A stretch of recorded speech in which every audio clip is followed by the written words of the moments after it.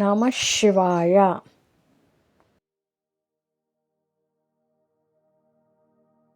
ನಮ್ಮ ಚಾನೆಲ್ ವಿಡಿಯೋಗಳ ಹೆಚ್ಚಿನ ಮಾಹಿತಿಗಾಗಿ ಸಬ್ಸ್ಕ್ರೈಬ್ ಬಟನ್ಗೆ ಕ್ಲಿಕ್ ಮಾಡಿ ನಮ್ಮ ಚಾನೆಲ್ಗೆ ಸಬ್ಸ್ಕ್ರೈಬ್ ಮಾಡಿ. ಈ ವಿಡಿಯೋ ಇಷ್ಟವಾದಲ್ಲಿ ಲೈಕ್ ಮಾಡಿ, ಶೇರ್ ಮಾಡಿ ಹಾಗೂ ಕಮೆಂಟ್ ಮಾಡಿ. ವಾಣಿ ಡೇಟು 27/3/2026 ಪ್ರಾತಃ ಮುರಳಿ. ಓಂ ಶಾಂತಿ. ಬಾಪ್ ದಾದಾ ಮಧುಬನ. ಮಧುರ ಮಕ್ಕಳೇ, ಜ್ಞಾನಸಾಗರ ತಂದೆಯ ಮೂಲಕ ನೀವು ಮಾಸ್ಟರ್ ಜ್ಞಾನಸಾಗರರಾಗಿದ್ದೀರಿ. ನಿಮಗೆ ಜ್ಞಾನದ 3ನೆಯ ನೇತ್ರವು ಸಿಕ್ಕಿದೆ. ಆದ್ದರಿಂದ ನೀವು ತ್ರಿನೇತ್ರಿ, ತ್ರಿಕಾಲದರ್ಶಿ ಮತ್ತು ತ್ರಿಲೋಕಿನಾಥರಿದ್ದೀರಿ.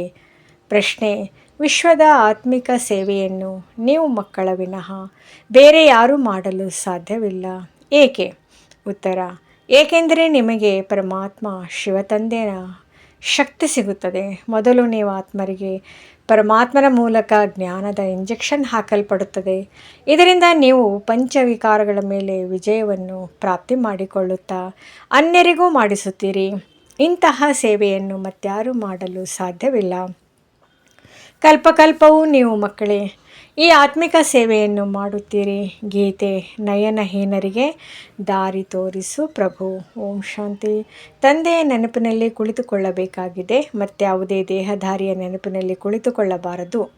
ಯಾರು ಹೊಸ ಹೊಸ ಮಕ್ಕಳು ಬರುವರೋ ಅವರು ತಂದೆಯನ್ನಂತೂ ತಿಳಿದುಕೊಂಡಿಲ್ಲ. ತಂದೆಯ ಹೆಸರಂತೂ ಬಹಳ ಸಹಜವಾಗಿದೆ, ಶಿವತಂದೆ. ತಂದೆಯನ್ನು ಮಕ್ಕಳೇ ಅರಿತುಕೊಂಡಿಲ್ಲ. ಇದು ಎಷ್ಟು ಆಶ್ಚರ್ಯಕರವಾಗಿದೆ. ಶಿವತಂದೆಯು ಶ್ರೇಷ್ಠಾತಿ ಶ್ರೇಷ್ಠ ಸರ್ವರ ಸದ್ಗತಿದಾತನಾಗಿದ್ದಾರೆ. ಸರ್ವ ಪತಿತರ ಪಾವನಕರ್ತ, ಸರ್ವರ ದುಃಖಹರ್ತನೆಂದು ಹೇಳುತ್ತಾರೆ. ಆದರೆ ಅವರು ಯಾರು ಎಂಬುದನ್ನು ನೀವು ಬ್ರಹ್ಮಕುಮಾರ ಕುಮಾರಿಯರ ವಿನಃ ಮತ್ಯಾರೂ ಅರಿತುಕೊಂಡಿಲ್ಲ. ನೀವು ಅವರಿಗೆ ಮೊಮ್ಮಕ್ಕಳಾಗಿದ್ದೀರಿ. ಅಂದಮೇಲೆ ಅವಶ್ಯವಾಗಿ ತಮ್ಮ ಮುಂದೆ ಹಾಗೂ ಅವರ ರಚನೆಯ ಆದಿ ಮಧ್ಯ ಅಂತ್ಯವನ್ನು ತಿಳಿದುಕೊಳ್ಳುತ್ತೀರಿ. ತಂದೆಯ ಮೂಲಕ ಮಕ್ಕಳು ಎಲ್ಲವನ್ನೂ ಅರಿತುಕೊಳ್ಳುತ್ತಾರೆ. ಇದಂತೂ ಪತಿತ ಪ್ರಪಂಚವಾಗಿದೆ. ಸರ್ವ ಕಲಿಯುಗಿ ಪತಿತರನ್ನು ಹೇಗೆ ಸತ್ಯುಗಿ ಪಾವನರನ್ನಾಗಿ ಮಾಡುತ್ತಾರೆ ಎಂಬುದು ನೀವು ಬಿಕೆಗಳ ವಿನಃ ಮತ್ಯಾರಿಗೂ ಗೊತ್ತಿಲ್ಲ. ಕಲಿಯುಗಿ ದುರ್ಗತಿಯಿಂದ ಹೊರ ತೆಗೆಯುವ ಸತ್ಯುಗಿ ಸದ್ಗತಿದಾತನು ತಂದೆಯೇ ಆಗಿದ್ದಾರೆ. ಶಿವ ಜಯಂತಿಯು ಭಾರತದಲ್ಲಿಯೇ ಆಗುತ್ತದೆ. ಅಂದಮೇಲೆ ಅವರು ಅವಶ್ಯವಾಗಿ ಭಾರತದಲ್ಲಿಯೇ ಬರುತ್ತಾರೆ. ಆದರೆ ಬಂದು ಭಾರತಕ್ಕೆ ಏನು ಕೊಡುತ್ತಾರೆ ಎಂಬುದನ್ನು ಭಾರತವಾಸಿಗಳು ತಿಳಿದುಕೊಂಡಿಲ್ಲ. ಪ್ರತಿ ವರ್ಷ ಶಿವ ಜಯಂತಿಯನ್ನು ಆಚರಿಸುತ್ತಾರೆ. ಆದರೆ ಜ್ಞಾನದ 3ನೇ ನೇತ್ರವಿಲ್ಲ. ಆದ್ದರಿಂದ ತಂದೆಯನ್ನು ಅರಿತುಕೊಂಡಿಲ್ಲ. ನಾವೆಲ್ಲರೂ ನಯನಹೀನರಾಗಿದ್ದೇವೆ ಎಂದು ಇದು ಮನುಷ್ಯರ ರಚಿಸಿರುವ ಗೀತೆಯಾಗಿದೆ. ಈ ಸ್ಥೂಲ ನಯನಗಳಿಗಿಂತೂ ಎಲ್ಲರಿಗೂ ಇವೆ. ಆದರೆ ತಮ್ಮನ್ನು ನಯನಹೀನರೆಂದು ಏಕೆ ಹೇಳಿಕೊಳ್ಳುತ್ತಾರೆ? ಅದನ್ನು ತಂದೆ ಕುಳಿತು ತಿಳಿಸುತ್ತಾರೆ. ಜ್ಞಾನದ 3ನೇ ನೇತ್ರವು ಯಾರಿಗೂ ಇಲ್ಲ. ತಂದೆಯನ್ನು ಅರಿಯದೇ ಇರುವುದು ಅಜ್ಞಾನವಾಯಿತು. ತಂದೆಯನ್ನು ತಂದೆಯ ಮೂಲಕವೇ ಅರಿತುಕೊಳ್ಳುವುದಕ್ಕೆ ಜ್ಞಾನವೆಂದು ಹೇಳಲಾಗುತ್ತದೆ. ತಂದೆಯು ಜ್ಞಾನದ 3ನೇ ನೇತ್ರವನ್ನು ಕೊಡುತ್ತಾರೆ. ಇದರಿಂದ ನೀವು ಇಡೀ ರಚನೆಯ ಆದಿ ಮಧ್ಯ ಅಂತ್ಯವನ್ನು ಅರಿತುಕೊಳ್ಳುತ್ತೀರಿ. ಜ್ಞಾನಸಾಗರನ ಮಕ್ಕಳು ನೀವು ಮಾಸ್ಟರ್ ಜ್ಞಾನಸಾಗರರಾಗಿ ಬಿಡುತ್ತೀರಿ. 3ನೇ ನೇತ್ರವೆಂದರೆ ತ್ರಿನೇತ್ರಿ, ತ್ರಿಕಾಲದರ್ಶಿ, ತ್ರಿಲೋಕಿನಾಥರಾಗಿ ಬಿಡುತ್ತೀರಿ.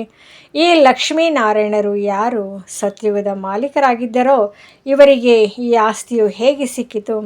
ಅವರು ಯಾವಾಗ ಬಂದರು ಮತ್ತು ಎಲ್ಲಿ ಹೋದರು ಮತ್ತು ಹೇಗೆ ರಾಜ್ಯವನ್ನು ಪಡೆದರು ಎಂಬುದನ್ನೇನು ಭಾರತವಾಸಿಗಳು ಅರಿತುಕೊಂಡಿಲ್ಲ. ಈ ದೇವತೆಗಳು ಪಾವನರಲ್ಲವೇ? ಅಂದಮೇಲೆ ಅವಶ್ಯವಾಗಿ ತಂದೆಯೇ ಪಾವನರನ್ನಾಗಿ ಮಾಡುತ್ತಾರೆ. ನೀವು ಭಾರತವಾಸಿಗಳಿಗೆ ತಂದೆಯು ತಿಳಿಸಿಕೊಡುತ್ತಾರೆ.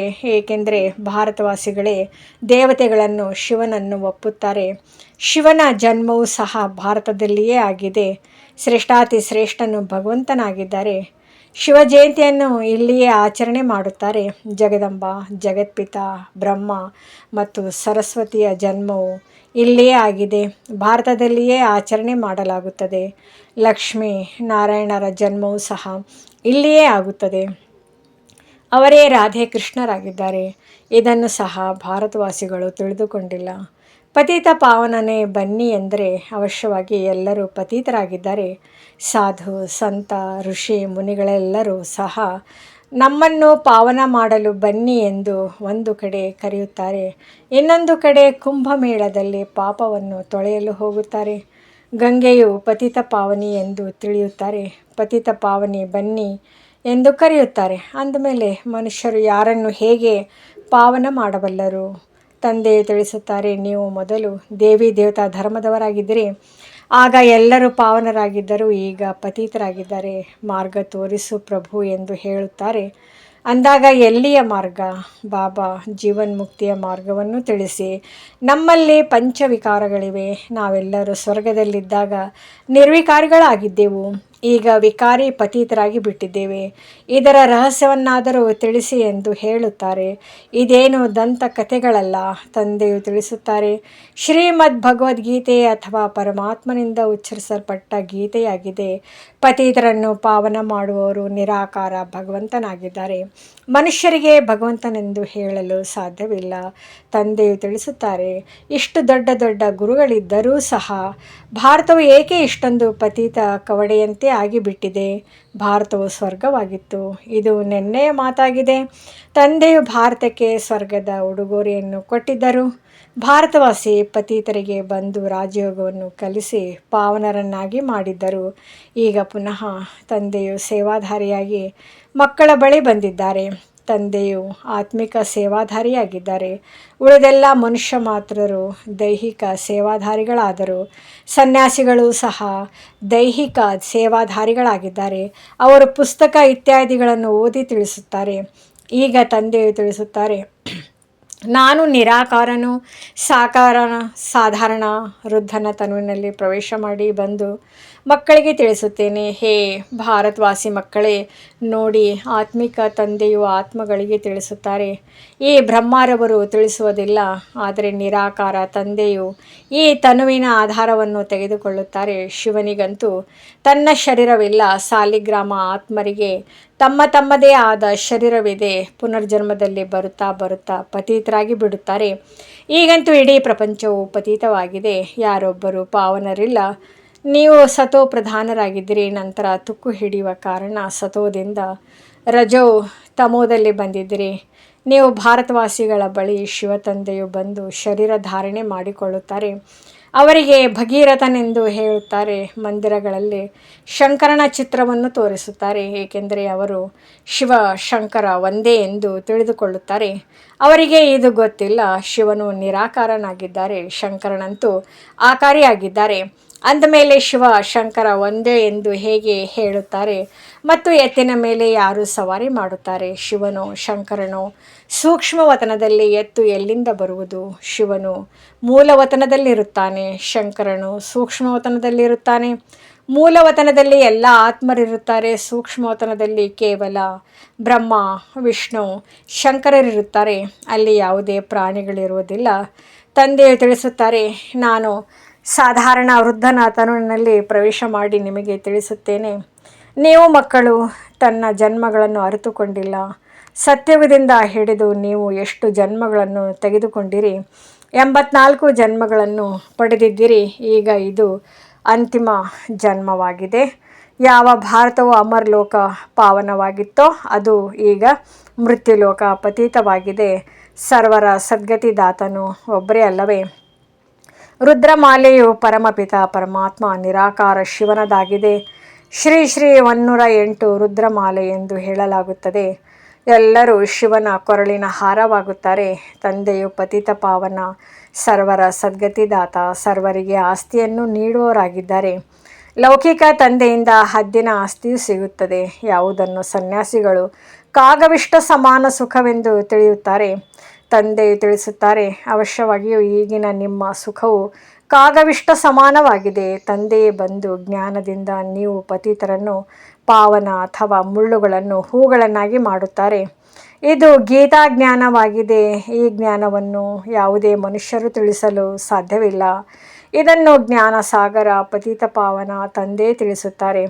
ತಂದೆಯಿಂದಲೇ ಆಸ್ತಿಯು ಸಿಗುತ್ತದೆ, ಅದನ್ನು ನೀವು ತೆಗೆದುಕೊಳ್ಳುತ್ತಿದ್ದೀರಿ. ಕೇವಲ ನೀವೇ ಸದ್ಗತಿಯ ಕಡೆ ಸಾಗುತ್ತಿದ್ದೀರಿ. ನೀವೀಗ ಸಂಗಮದಲ್ಲಿದ್ದೀರಿ, ಅವರು ಕಲಿಯುಗದಲ್ಲಿದ್ದಾರೆ.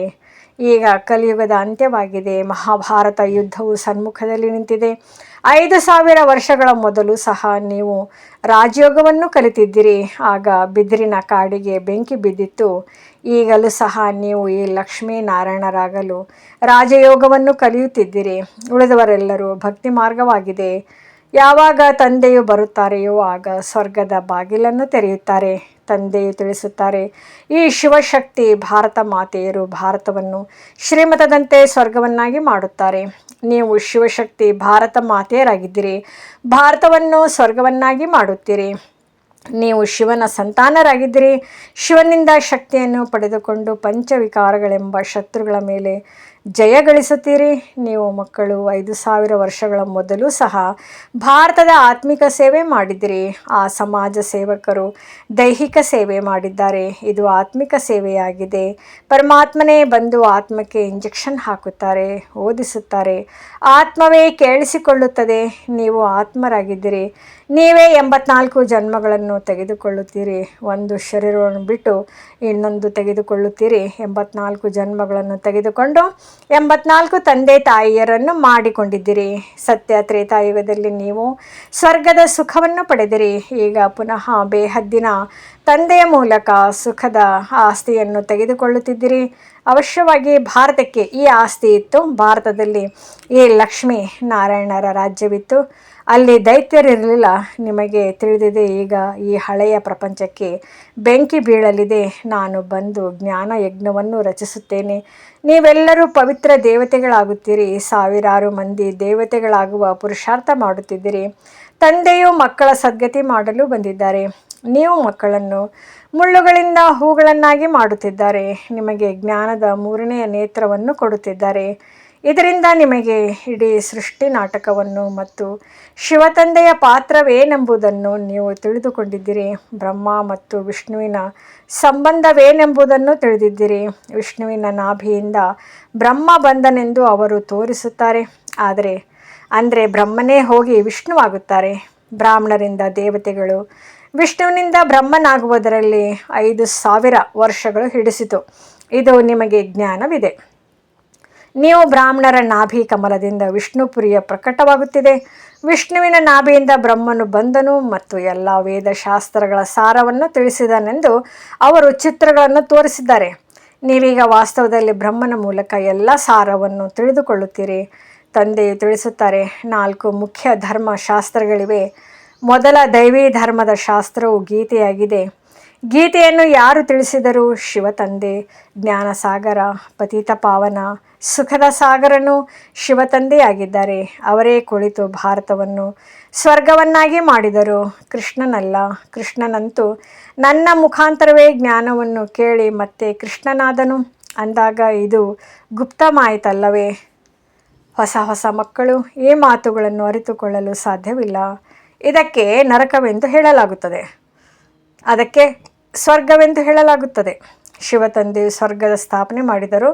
ಅದರಲ್ಲಿ ಈ ಲಕ್ಷ್ಮೀನಾರಾಯಣರು ರಾಜ್ಯ ಮಾಡುತ್ತಿದ್ದರು. ನೀವೀಗ ಮನುಷ್ಯರಿಂದ ದೇವತೆಗಳಾಗುತ್ತಿದ್ದರೆ ಈ ಮೃತ್ಯುಲೋಕ ದುಃಖಧಾಮದಲ್ಲಿ ನಿಮ್ಮದು ಅಂತಿಮ ಜನ್ಮವಾಗಿದೆ. ಭಾರತವೇ ಅಮರ ಲೋಕವಾಗಿತ್ತು. ಅಲ್ಲಿ ದುಃಖದ ಹೆಸರಿರಲಿಲ್ಲ. ಭಾರತವು ಫರಿಷ್ಠಾನವಾಗಿತ್ತು. ಈಗ ಸ್ಮಶಾನವಾಗಿದೆ. ಇದು ಪುನಃ ಫರಿಷ್ಠಾನವಾಗುವುದು. ಇವೆಲ್ಲವೂ ತಿಳಿದುಕೊಳ್ಳುವ ಮಾತುಗಳಾಗಿವೆ. ಇದು ಮನುಷ್ಯನಿಂದ ದೇವತೆಯಾಗುವ ಪಾಠಶಾಲೆಯಾಗಿದೆ. ಇದು ಯಾವುದೇ ಸನ್ಯಾಸಿಗಳ ಸತ್ಸಂಗವಲ್ಲ. ಅಲ್ಲಿ ಶಾಸ್ತ್ರಗಳನ್ನು ತಿಳಿಸುತ್ತಾರೆ. ಈ ಮಾತುಗಳನ್ನು ಎಲ್ಲಿಯವರೆಗೆ 7 ದಿನಗಳ ಕೋರ್ಸ್ ಅಥವಾ ಅರ್ಥ ಮಾಡಿಕೊಳ್ಳುವುದಿಲ್ಲವೋ ಅಲ್ಲಿಯವರೆಗೆ ಹೊಸಬರು ಅರಿತುಕೊಳ್ಳಲು ಸಾಧ್ಯವಿಲ್ಲ. ಈ ಸಮಯದಲ್ಲಿ ಎಲ್ಲ ಮನುಷ್ಯ ಮಾತ್ರರು ಭಕ್ತರಾಗಿದ್ದಾರೆ. ಅವರ ಆತ್ಮವು ನೆನಪು ಮಾಡುತ್ತದೆ, ಒಬ್ಬ ಪರಮಾತ್ಮ ಪ್ರಿಯತಮನಿಗೆ ಎಲ್ಲರೂ ಪ್ರಿಯತಮೆಯರಾಗಿದ್ದಾರೆ. ತಂದೆಯು ಬಂದು ಸತ್ಯಖಂಡವನ್ನು ಸ್ಥಾಪನೆ ಮಾಡುತ್ತಾರೆ. ಅರ್ಧ ಕಲ್ಪದ ನಂತರ ಮತ್ತೆ ರಾವಣನು ಬಂದು ಅಸತ್ಯ ಖಂಡವನ್ನಾಗಿ ಮಾಡುತ್ತಾನೆ. ಈಗ ಸಂಗಮವಾಗಿದೆ. ಇವೆಲ್ಲವೂ ತಿಳಿದುಕೊಳ್ಳುವ ಮಾತುಗಳಾಗಿವೆ. ಒಳ್ಳೆಯದು. ಮಧುರಾತಿ ಮಧುರ ಅಗಲಿ ಹೋಗಿ ಮರಳಿ ಸಿಕ್ಕಿರುವ ಮಕ್ಕಳ ಪ್ರತಿ ಮಾತಾಪಿತಾ ಬಾಪ್ ದಾದಾರವರ ನೆನಪು, ಪ್ರೀತಿ ಹಾಗೂ ಸುಪ್ರಭಾತ. ಆತ್ಮಿಕ ಮಕ್ಕಳಿಗೆ ಆತ್ಮಿಕ ತಂದೆಯ ನಮಸ್ತೆ. ಧಾರಣೆಗಾಗಿ ಮುಖ್ಯ ಸಾರ: ತಂದೆಯ ಶ್ರೀಮತದಂತೆ ಭಾರತದ ಸತ್ಯವಾದ ಆತ್ಮಿಕ ಸೇವೆ ಮಾಡಬೇಕಾಗಿದೆ. ಸರ್ವಶಕ್ತಿವಂತ ತಂದೆಯಿಂದ ಶಕ್ತಿಯನ್ನು ಪಡೆದುಕೊಂಡು ಪಂಚವಿಕಾರ ರೂಪಿ ಶತ್ರುಗಳ ಮೇಲೆ ವಿಜಯ ಗಳಿಸಬೇಕಾಗಿದೆ. ಮನುಷ್ಯರಿಂದ ದೇವತೆಗಳಾಗಲು ಖಂಡಿತ ಪವಿತ್ರರಾಗಬೇಕಾಗಿದೆ. ಜ್ಞಾನವನ್ನು ಧಾರಣೆ ಮಾಡಿಕೊಂಡು ಮುಳ್ಳುಗಳಿಂದ ಹೂಗಳಾಗಬೇಕು ಮತ್ತು ಅನ್ಯರನ್ನು ಮಾಡಬೇಕಾಗಿದೆ. ವರದಾನ: ವಿನಾಶದ ಸಮಯದ ಪರೀಕ್ಷೆಯಲ್ಲಿ ಉತ್ತೀರ್ಣರಾಗುವಂತಹ ಆಕಾರಿ ಪ್ರಕಾಶ ರೂಪಧಾರಿ ಭವ. ವಿನಾಶದ ಸಮಯದ ಪರೀಕ್ಷೆಯಲ್ಲಿ ಉತ್ತೀರ್ಣರಾಗುವ ಅಥವಾ ಸರ್ವ ಪರಿಸ್ಥಿತಿಗಳನ್ನು ಎದುರಿಸುವುದಕ್ಕಾಗಿ ಆಕಾರಿ ಪ್ರಕಾಶ ರೂಪವುಳ್ಳವರಾಗಿರಿ. ಯಾವಾಗ ನಡೆಯುತ್ತಾ ಸುತ್ತಾಡುತ್ತಾ ಲೈಟ್ ಹೌಸ್ ಆಗಿಬಿಡುತ್ತೀರಿ, ಆಗ ತಮ್ಮ ಈ ರೂಪ ಶರೀರವು ಕಾಣಿಸುವುದಿಲ್ಲ. ಹೇಗೆ ಪಾತ್ರವನ್ನು ಅಭಿನಯಿಸುವ ಸಮಯದಲ್ಲಿ ವಸ್ತ್ರವನ್ನು ಧರಿಸುತ್ತೀರಿ, ಕಾರ್ಯವು ಸಮಾಪ್ತಿ ಆಯಿತೆಂದರೆ ವಸ್ತ್ರವನ್ನು ತೆಗೆದು ಬಿಡುತ್ತೀರಿ. 1 ಸೆಕೆಂಡಿನಲ್ಲಿ ಧರಿಸುವುದು ಮತ್ತು 1 ಸೆಕೆಂಡ್ನಲ್ಲಿ ಭಿನ್ನವಾಗಿ ಬಿಡುವುದು. ಯಾವಾಗ ಈ ಅಭ್ಯಾಸವಾಗುತ್ತದೆಯೋ ಆಗ ನೋಡುವವರಿಗೆ ಈ ಅನುಭವವಾಗುತ್ತದೆ, ಇವರು ಪ್ರಕಾಶ ವಸ್ತ್ರಧಾರಿಗಳು ಆಗಿದ್ದಾರೆ. ಪ್ರಕಾಶತೆಯೇ ಇವರ ಶೃಂಗಾರವಾಗಿದೆ. ಸ್ಲೋಗನ್: ಸದಾ ಒಲವು ಉತ್ಸಾಹದ ರೆಕ್ಕೆಗಳು ಜೊತೆ ಇದ್ದರೆ ಪ್ರತಿಯೊಂದು ಕಾರ್ಯದಲ್ಲಿ ಸಹಜವಾಗಿ ಸಫಲತೆಯು ಸಿಗುವುದು. ಅವ್ಯಕ್ತ ಸೂಚನೆ: ನಿಷೇಧ ಫೌಂಡೇಶನ್ ಅಂದರೆ ತಳಪಾಯವನ್ನು ಬಲಗೊಳಿಸಿ ಸದಾ ನಿರ್ಭಯ ಮತ್ತು ನಿಶ್ಚಿಂತರಾಗಿರಿ. ತಂದೆ ಸರ್ವಶಕ್ತಿವಂತರಾಗಿದ್ದಾರೆ ಅಂದಾಗ ಅವರ ಕೈ ಹಿಡಿದುಕೊಳ್ಳುವವರು ಬಂದರೆಂದರೆ ಬಂದರು. ಈ ನಂಬಿಕೆಯನ್ನಿಟ್ಟುಕೊಳ್ಳಿ. ಭಲೆ ಸ್ವಯಂ ಬಲಹೀನರೇ ಆಗಿರಲಿ, ಆದರೆ ಜೊತೆಗಾರರು ಶಕ್ತಿಶಾಲಿಯಾಗಿದ್ದಾರಲ್ಲವೇ, ಅದಕ್ಕೆ ಪಾರ್ ಆಗೇ ಆಗುವವು. ಸದಾ ಇಂತಹ ನಿಶ್ಚಯ ಬುದ್ಧಿ ವಿಜಯರತ್ನನಾಗಿದ್ದೇನೆ. ಇದೇ ಸ್ಮೃತಿಯಲ್ಲಿರಿ. ಕಳೆದದ್ದು ಕಳೆದು ಹೋಯಿತು. ಬಿಂದುವನ್ನಿಟ್ಟು ಮುಂದುವರಿಯಿರಿ.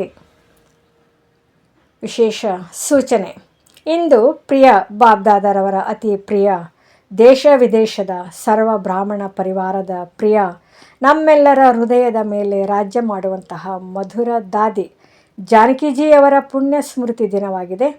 ದಾದೀಜಿಯವರು 104 ವರ್ಷದ ಆಯುಸ್ಸಿನವರೆಗೂ ವಿದೇಹಿ ಅಥವಾ ಜೀವನ್ಮುಕ್ತ ಸ್ಥಿತಿಯಲ್ಲಿದ್ದು ಜ್ಞಾನದಾನದ ಜೊತೆಯಲ್ಲಿ ಗುಣಗಳ ದಾನ ಮಾಡುತ್ತಾ ಪೂರ್ಣ ಪರಿವಾರದ ಅಲೌಕಿಕ ಪಾಲನೆ ನೀಡಿದ್ದಾರೆ. ಅವರ ಸಾರ ಗರ್ಭಿತ ಅನೇಕ ಜ್ಞಾನದ ಗುಹ್ಯ ರಹಸ್ಯಗಳಿಂದ ಸಂಪನ್ನ ಕ್ಲಾಸ್ಗಳು ಎಲ್ಲರ ಮಾರ್ಗದರ್ಶನ ಮಾಡುತ್ತಿವೆ. ಇಂದು ಸಹ ಅವರ ಛತ್ರಛಾಯೆ ಮತ್ತು ಅವರ ಮೂಲಕ ಸಿಕ್ಕಿರುವ ಅಮೂಲ್ಯ ಶಿಕ್ಷಣಗಳು ಅನೇಕ ಬ್ರಹ್ಮಾವತ್ಸರ ಕಿವಿಗಳಲ್ಲಿ ಪ್ರತಿಧ್ವನಿಸುತ್ತಿರುತ್ತದೆ. ದಾದಿಯವರ ಸತ್ಯತೆ, ಸ್ವಚ್ಛತೆ ಮತ್ತು ಸರಳತೆಯ ಪ್ರತಿಮೂರ್ತಿಯಾಗಿದ್ದರು. ದಾದೀಜಿಯವರ ಮೂಲಕ ಸಿಕ್ಕಿರುವಂತಹ ಅನೇಕ ಅಮೂಲ್ಯ ಶಿಕ್ಷಣಗಳಲ್ಲಿ ಕೆಲವು ಶಿಕ್ಷಣಗಳನ್ನು ಬರೆಯುತ್ತಿದ್ದೇವೆ. ಎಲ್ಲರೂ ಇವುಗಳನ್ನು ಧಾರಣೆ ಮಾಡಿಕೊಳ್ಳಿರಿ. ತಮ್ಮ ಸೂಕ್ಷ್ಮ ಅಭಿಮಾನವನ್ನು ಪರಿಶೀಲಿಸಿ. ಅದನ್ನು ಬೇಗನೆ ಸಮಾಪ್ತಿ ಮಾಡುವುದೇ ತಮ್ಮ ಮೇಲೆ ಆಶೀರ್ವಾದ ಮಾಡುವುದಾಗಿದೆ. ಹೆಚ್ಚು ಯೋಚಿಸುವುದು, ಮಾತನಾಡುವುದು ಮತ್ತು ಚಿಂತೆ ಮಾಡುವುದರಿಂದ ಶಕ್ತಿ ಖರ್ಚು ಆಗುತ್ತದೆ. ಸೈಲೆನ್ಸ್ನಲ್ಲಿದ್ದರೆ ಶಕ್ತಿ ಜಮಾ ಆಗುತ್ತದೆ. ಯಾರದೇ ತಪ್ಪು ಚಿತ್ತದಲ್ಲಿರಬಾರದು. ಚಿತ್ತ ಸ್ವಚ್ಛವಾಗಿಟ್ಟುಕೊಂಡ್ರೆ ನೆಮ್ಮದಿಯಿಂದಿರಬಹುದು. ತಿಳುವಳಿಕೆಯಿಂದ ವ್ಯರ್ಥ ಅಥವಾ ನಕಾರಾತ್ಮಕತೆಯನ್ನು ಸಮಾಪ್ತಿ ಮಾಡಿದಾಗ ಶಾಂತಿ ಪ್ರಿಯರಾಗುವರು. ಬಾಬಾರವರಿಂದ ಪ್ರಶಸ್ತಿ ತೆಗೆದುಕೊಳ್ಳಬೇಕೆಂದರೆ ನಿಯಮಗಳ ಮೇಲೆ ನಡೆಯಿರಿ. ಸ್ವಲ್ಪವೂ ಎಲ್ಲೂ ಮಮತೆ, ಒಲವು ಇರಬಾರದು. ಕರ್ಮ ಮತ್ತು ಸಂಬಂಧಗಳು ಗುಣಗಳ ಮೂಲಕ ತಿಳಿಯಲ್ಪಡುತ್ತವೆ. ಆದ್ದರಿಂದ ಕರ್ಮಗಳಲ್ಲಿ ಆತ್ಮೀಯತೆ ಮತ್ತು ಸಂಬಂಧದಲ್ಲಿ ಸತ್ಯತೆ ಇರಲಿ. ನಮ್ರತೆ ಮತ್ತು ಸತ್ಯತೆಯನ್ನು ತಮ್ಮ ಜೊತೆಗಾರರನ್ನಾಗಿ ಮಾಡಿಕೊಳ್ಳಿ. ಆಗ ಪ್ರತಿಯೊಂದು ಮಾತು ಆ್ಯಕ್ಯುರೇಟ್ ಆಗುವುದು. ಪ್ರೀತಿಯನ್ನು ಕೇಳುವುದರ ಬದಲಾಗಿ ಸ್ವಮಾನದಲ್ಲಿರಿ ಮತ್ತು ಎಲ್ಲರಿಗೆ ಮಾನ್ಯತೆ ಕೊಡಿ. ಆಗ ಪ್ರೀತಿಯ ಪಾತ್ರರಾಗುವಿರಿ. ಯಾರು ಸತ್ಯ, ಸ್ವಚ್ಛ ಮತ್ತು ಸರ್ವಿಸ್ ಮಾಡುವವರಿದ್ದಾರೆ ಅವರೇ ಪರಮಾತ್ಮ ಪ್ರೀತಿಗೆ ಪಾತ್ರರಾಗಿರಿ. ಸೇವೆ ಮಾಡುತ್ತಾ ಡಬಲ್ ಲೈಟ್ ಆಗಿರುವುದು ಇದೇ ಎಲ್ಲದಕ್ಕಿಂತ ದೊಡ್ಡ ಸೇವೆಯಾಗಿದೆ. ದೊಡ್ಡ ಮಾತನ್ನು ಚಿಕ್ಕದನ್ನಾಗಿ ಮಾಡುವುದು, ತ್ರಿಶೂಲವೂ ಸಹ ಮುಳ್ಳಾಗುವುದು. ಚಿಂತನೆ ಸಾಧನೆಯಲ್ಲಿ ಹಸ್ತಕ್ಷೇಪ ಅಥವಾ ತೊಂದರೆ ಮಾಡುತ್ತದೆ ಮತ್ತು ಸ್ಮರಣೆ ಸಾಧನೆಯಿಂದ ಸಿದ್ಧಿ ಪ್ರಾಪ್ತಿ ಮಾಡಿಸುತ್ತದೆ. ಖುಷಿಯ ಖಜಾನೆ ಸದಾ ಕಾಯಂ ಇಟ್ಟುಕೊಳ್ಳಬೇಕೆಂದರೆ ಸಕಾರಾತ್ಮಕತೆ ಯೋಚಿಸುವ ವಿಧಿಯನ್ನು ಕಲಿಯಿರಿ. ಈಗಿನ ಸ್ಥಿತಿಯೇ ಅಂತಿಮದಲ್ಲಿ ಕೆಲಸಕ್ಕೆ ಬರುವುದು. ಅದಕ್ಕೆ ತಮ್ಮ ಸ್ಥಿತಿಯನ್ನು ಮಾಡಿಕೊಳ್ಳುವುದರ ಮೇಲೆ ಗಮನ ಕೊಡಿ. ಮನೋಬಲ ಈ ರೀತಿ ಹೆಚ್ಚಿಸಿಕೊಳ್ಳಿ. ಯಾರು ಮುಳ್ಳಿನ ಕಾಡಿನಲ್ಲಿ ಸ್ವಯಂ ಸುರಕ್ಷಿತವಾಗಿರಿ ಮತ್ತು ಅನ್ಯರಿಗೂ ಸಹ ಸಹಯೋಗ ಕೊಡಬಹುದು. ಅಪವಿತ್ರತೆಯಿಂದ ಮುಕ್ತರಾಗಬೇಕೆಂದರೆ ಆಂತರಿಕ ವೈರಾಗ್ಯ ವೃತ್ತಿಯನ್ನು ಧಾರಣೆ ಮಾಡಿ. ಓಂ ಶಾಂತಿ. ಓಂ ನಮಃ ಶಿವಾಯ.